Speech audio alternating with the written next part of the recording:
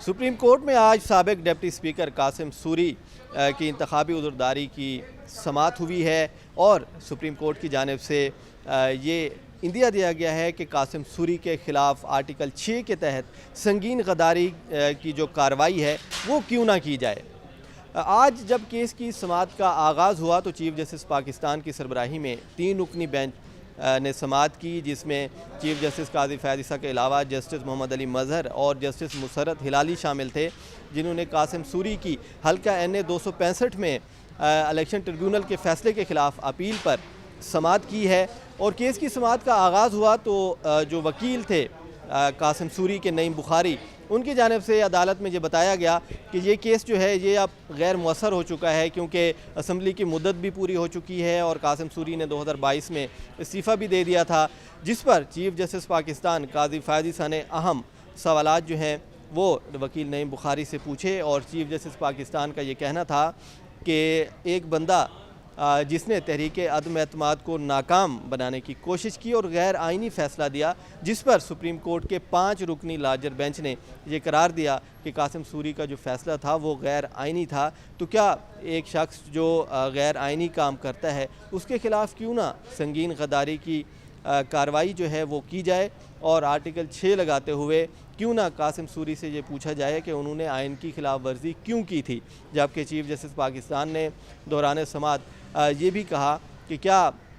ऐसा मुमकिन है कि एक शख्स अपने ओहदे का इस्तेमाल करे, अपने ओहदे के मज़े ले और सुप्रीम कोर्ट के स्टे पर वो अपनी ओहदे की मुद्दत जो है वो निकाल जाए और आखिर में आके सुप्रीम कोर्ट को ये बताया जाए कि चूँकि असम्बली की मुद्दत ख़त्म हो चुकी है इसलिए केस ख़त्म किया जाए, गैर मुअस्सर हो चुका है। चीफ जस्टिस पाकिस्तान ने खासी नाराज़गी और बरहमी का इजहार किया कि इस तरह हम नहीं चलने देंगे। चीफ जस्टिस पाकिस्तान ने कासिम सूरी के वकील नईम बुखारी से मुखातिब होकर कहा कि हल्का NA 265 में जब इलेक्शन ट्रिब्यूनल ने दोबारा इंतखाबात का हुक्म दिया था तो उसके ख़िलाफ़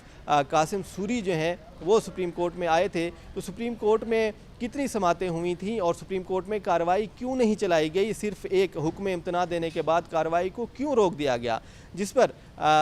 कासिम सूरी के जो वकील थे नईम बुखारी, उनकी जानिब से अदालत को बताया गया कि सुप्रीम कोर्ट में 2019 में इलेक्शन ट्रिब्यूनल के फ़ैसले के ख़िलाफ़ अपील दायर की थी कासिम सूरी ने, जिसमें यह कहा गया था कि इलेक्शन ट्रिब्यूनल ने हल्के में जो मुखालिफ उम्मीदवार थे लश्करी रईसानी, उनकी दरख्वास्त पर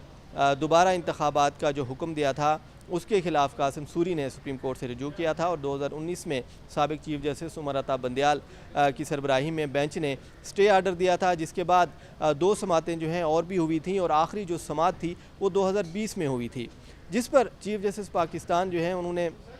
खासी नाराज़गी का इजहार किया और चीफ जस्टिस पाकिस्तान काजी फैज़ ईसा ने कहा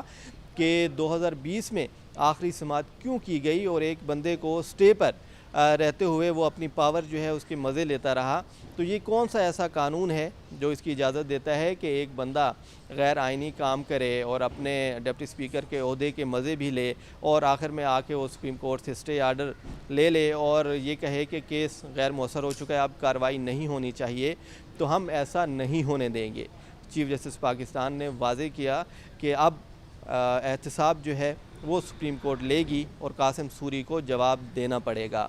सुप्रीम कोर्ट की जानिब से कासिम सूरी को ज़ाती हैसियत में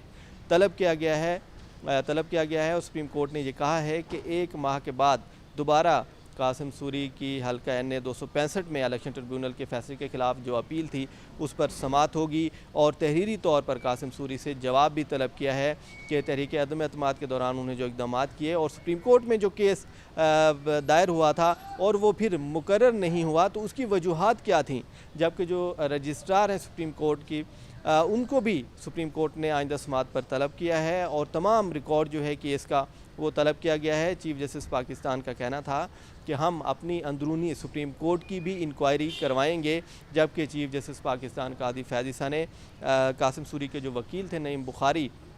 उनसे मुखातिब होकर ये कहा कि आप सीनियर वकील हैं और हमारा जो सिस्टम है वो तबाह कर दिया गया है। चीफ जस्टिस पाकिस्तान ने कहा कि इसकी वजह यह है कि मैं और आप यानी नईम बुखारी जो सीनियर वकील हैं वो इसके ख़िलाफ़ बोलते नहीं हैं, सिस्टम के ख़िलाफ़ नहीं बोलते। जबकि चीफ जस्टिस पाकिस्तान ने यह भी तस्लीम किया कि सुप्रीम कोर्ट के अंदर भी माजी में जो है वो ज़ाती मफाद के लिए और ज़ाती फ़ायदा उठाने के लिए हेर फेर की गई है, साज़बाज़